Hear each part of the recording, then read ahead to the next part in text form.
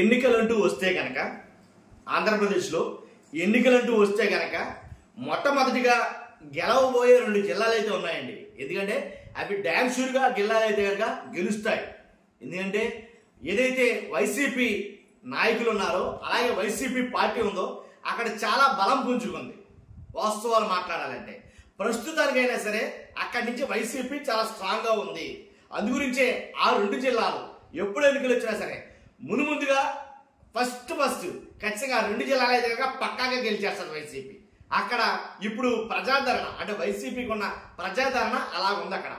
కాబట్టి ఏంటి ఆ 2 జిల్లాలు, ఏ నియోజకవర్గాలు ఏంటి, ఏ నియోజకవర్గాలకు ఎలా పోతుంది, అంతేకాదు అసలు ఎందుకని అక్కడ కూటమిలో ఉండే ఎమ్మెల్యేలు చేస్తున్న తప్పులేంటి, ఇవన్నీ కూడా మాట్లాడుకుందాం.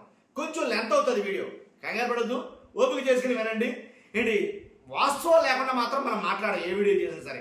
ఎందుకు అక్కడ గెలవబోతుంది అంటే కారణాలు ఉన్నాయి, లేకపోలేదు. కానీ ఫస్ట్ అయితే కనుక లైక్ చేయండి. లైక్ చేస్తే నాకు మోటివేషన్ ఉంటుంది, ఎక్కువ మందికి ఇన్ఫర్మేషన్ షేర్ అవుతుంది. లైక్ చేయడం మీ బాధ్యత అని చెప్తాను నేను. కాబట్టి కొత్తగా మన ఛానల్ ఇస్తే పక్కాగా సబ్స్క్రైబ్ చేయండి. మీ అమూల్యమైన అభిప్రాయాన్ని కామెంట్ రూపంలో తెలియజేయండి. పార్టీలకు అతీతంగానే మన వీడియోలు ఉంటాయి, ఉన్నమాటే, దాంట్లో ఎలాంటి డౌట్ లేదు.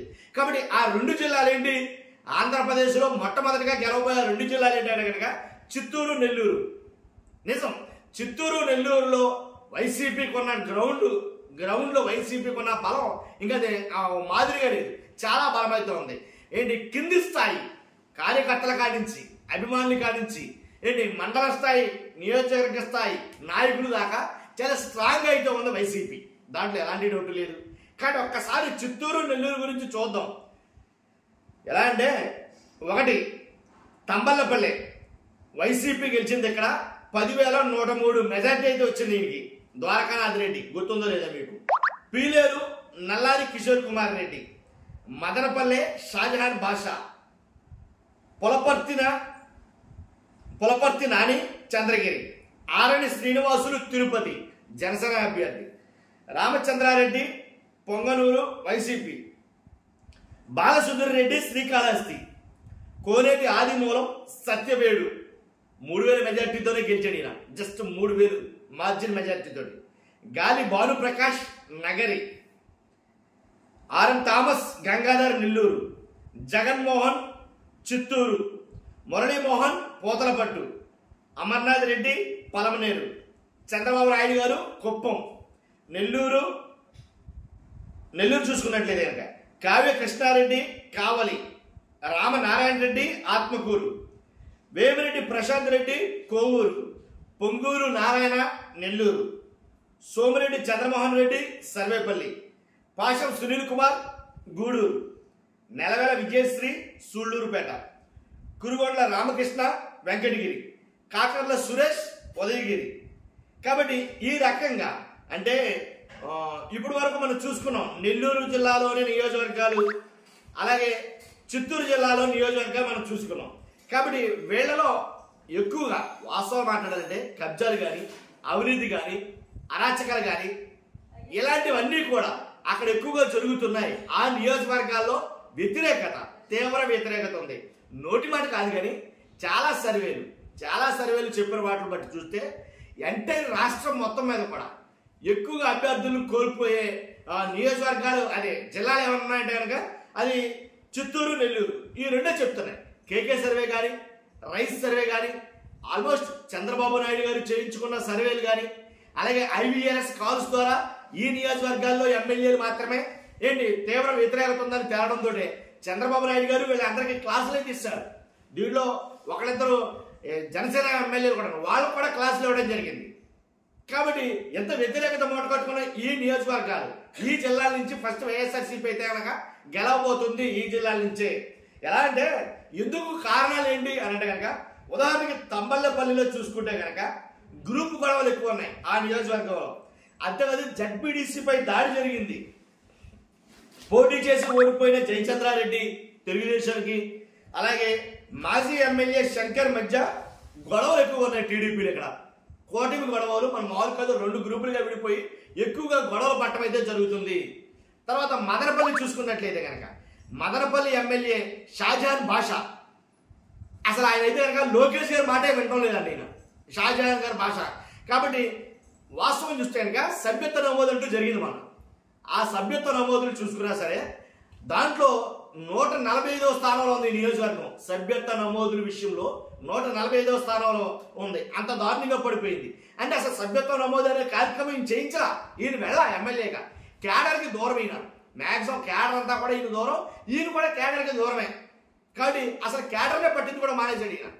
షాజహాన్ ఎవరైతే భాషా గారు ఉన్నారో మదనపల్లి, ఆ రకంగా మదనపల్లి నియోజకవర్గం ఉంది. ఫర్ ఎగ్జాంపుల్ చంద్రగిరి నియోజకవర్గం చూసుకుంటే ఎమ్మెల్యే పులపర్తి నాని గారు, ఏదైతే చంద్రగిరిలో జరుగుతుంది అసలు లిక్కర్ స్కామ్ అంతా కూడాను. కానీ జరిగే ఈ లిక్కర్ స్కామ్కి ఏంటి చంద్రగిరి ఎమ్మెల్యే దాని మీద ఎక్కువగా ఎఫెక్ట్ అయితే చూపిస్తుంది. ఆ నియోజకవర్గం మీద దాని ప్రభావం ఎక్కువగా ఉంటుంది, లిక్కర్ స్కామ్ ప్రభావం. అందువల్ల ఆ నియోజకవర్గం కూడా ఏంటి వీక్గానే ఉన్నదని చెప్పాలి. తర్వాత తిరుపతి చూసుకుంటే ఆరణి శ్రీనివాసులు, ఇదేం చెప్పుకోవసల్లా, ఎప్పటికప్పుడు వార్తల్లో ఉంటూనే ఉంది. తిరుపతి చూస్తే కనుక ఆరణి శ్రీనివాసులు, ఎందుకంటే దండాలతో రెచ్చిపోతున్న విషయం తెలిసిన విషయమే. తర్వాత డిప్యూటీ సీఎం పిలిపించి క్లాస్ ఇచ్చినా సరే ఏ మాత్రం లెక్క చేయని విషయం. కానీ ఒక రకంగా ఇక్కడ ఇంకో ప్రాబ్లం ఉంది. షాడో ఎమ్మెల్యే తిరుపతిలో ఎవరంటే ఆరణి శ్రీనివాసులు అన్న కుమారుడు ఎవరైతే ఆరణి శివకుమార్ ఉన్నాడో, ఈయన ఎక్కడ పడితే అక్కడ కబ్జాలు యథేచ్ఛగా చేసేస్తారు. కాబట్టి నియోజకవర్గ ప్రజలే వెళ్ళి కంప్లైంట్ చేస్తున్నటువంటి పరిస్థితులు ఇక్కడి నుంచి. కాబట్టి తిరుపతిలోనే బహిరంగంగా ఎవరైతే బాధితుడు శ్రీమన్నారాయణ ఉన్నాడో బహిరంగంగా ప్రెస్ మీట్ పెట్టి మరీ చెప్పాడు ఈ షాడో ఎమ్మెల్యే గురించి, అలాగే అసలు ఎమ్మెల్యే ఆరణి శ్రీనివాసుల గురించి ప్రెస్ మీట్ పెట్టి మరీ చెప్పాడు. అది అక్కడ పరిస్థితి. శ్రీకాళహస్తి చూసుకున్న అలాగే ఉంది. ఎలా అంటే శ్రీకాళహస్తి ఎమ్మెల్యే బొత్స సుధీర్ గారు ఏదైతే ఉందో అక్కడ ఏదైతే కోట వినుత జనసేన పార్టీ ఇన్ఛార్జ్ కోట వినుత హత్య కేసు చాలా స్ట్రాంగ్ అయితే కనుక మొత్తం నియోజకవర్గం మొత్తం స్పాయిల్ అయిందని చెప్పాలి. ఎందుకంటే వాళ్ళిద్దరి మధ్య పొరపచ్చారు. కావాలని బొత్స సుధీర్ రెడ్డి ఓ మనిషి లాంటి వాడు నేటనే ఏది ఎదకూడదనుకుంటాడో కావాలని జనసేనను తొక్కేయడం కోసం నా మీద బరాయించాడు అని చాలా రకాలుగా వాళ్ళిద్దరు, అంటే జనసేన టీడీపీ ఎమ్మెల్యే అలాగే ఇన్ఛార్జ్ మనం వాళ్ళు కాదు, బహిరంగంగానే బాగా బాగిండు అనమాట. దాంట్లో ఎలాంటి డౌట్ లేదు. కాబట్టి బొత్స సుధీర్ రెడ్డి వర్సెస్ జనసేన ఇన్ఛార్జ్ కోట వినుత అన్నట్టు జరిగింది శ్రీకాళహస్తి విషయంలో. సత్యవేడు చూసుకుంటే కనుక ఎమ్మెల్యే కోనేటి ఆదిమూలం ఎస్సీ రిజర్వ్ నియోజకవర్గం ఇది, పేరుగా ఎమ్మెల్యే అయినా అక్కడ ఎమ్మెల్యేలు చాలా మంది ఉన్నట్టు లెక్క. కాబట్టి ఈయన ఉన్నాడన్న పేరు అంతే, ఎమ్మెల్యే అన్న పేరే. ఏంటంటే దళిత ఎమ్మెల్యే కాబట్టి ఆయనతో పనే లేదు, అసలు ఏమీ చెప్పడం లేదు. ఆయన అసలు నియోజకవర్గంలో పనులన్నీ అవే జరుగుతూ ఉంటాయి, ఈయన సంబంధం ఉండదు, పేరుకి ఎమ్మెల్యే అయినా. అంతేకాదు నగర్ నుంచి చూసుకుంటే కనుక నగర్ నుంచి గాలి భానుప్రకాష్ రోజా గారి మీద నెగ్గినటువంటి వ్యక్తి. కానీ ఈ నగరి గాలి భానుప్రకాష్ ఎవరైతే ఉన్నారో ఆయన రోజా గారి పైన చేసినటువంటి అనుచిత వ్యాఖ్యలు మీ అందరికీ తెలిసిన విషయమే, ఎంత దారుణంగా. కానీ అదంతా ఒక రకంగా మూట కట్టుకున్నాడు ఈయన. కానీ ఎంటైర్ స్టేట్లో ఉన్న రాష్ట్రంలో ఉన్న మహిళలందరూ కూడా ఈయన్ని దుమ్మెత్తిపోసారని చెప్పాలి. కాబట్టి ఖచ్చితంగా ఈ రోజా గారి అంశం ఏదైతే ఉందో ఆ దెబ్బతోటి నియోజకవర్గంలో ఆ కూటమి పరువు అయితే కనుక మంట కలిసిపోయిందని చెప్తాను నేను. కాబట్టి చూస్తున్నాం మీరు అందరూ కూడా మీ అభిప్రాయం ఏంటో ఖచ్చితంగా కామెంట్ రూపంలో తెలియజేయండి. ఇంకా చాలా నియోజకవర్గాలు ఉన్నాయి, ఇలా చెప్పుకోకపోతే చాంతాడు అవుతుంది. ప్రతి నియోజకవర్గంలో కూడా ఇలాంటి వ్యతిరేకత ఏంటి ఇలాంటివన్నీ ఉన్నాయి. కాబట్టి చూస్తున్న మీరు అందరూ కూడా ఫస్ట్ లైక్ చేయండి, మీ అభిప్రాయాన్ని కామెంట్ రూపంలో తెలియజేయండి. నేను చెప్పిన నియోజకవర్గాల్లో మీ ఎమ్మెల్యేలు ఎలా ఉన్నారనేది. కొత్తగా మన ఛానల్ చూస్తే పక్కాగా సబ్స్క్రైబ్ చేయండి. Thank you very much.